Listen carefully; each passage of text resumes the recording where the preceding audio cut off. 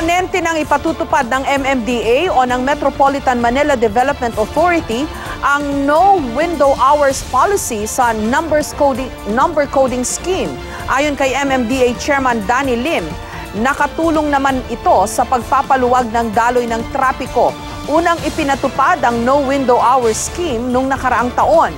Pinulong din ng MMDA ang Hotel and Restaurant Association of the Philippines para ayusin ang parking ng kani-kanilang establishments.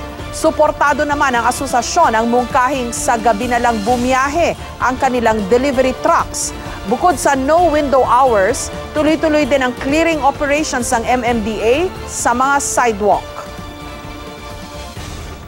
Alam naman natin kung gaano kalala yung traffic problem natin, ano? I'm sure nakatulong yan. Hindi man masyadong naramdaman ng ating mga kababayan, pero kahit paano nakatulong yan.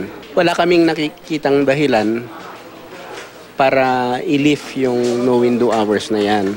Sa tingin namin, kailangan pa.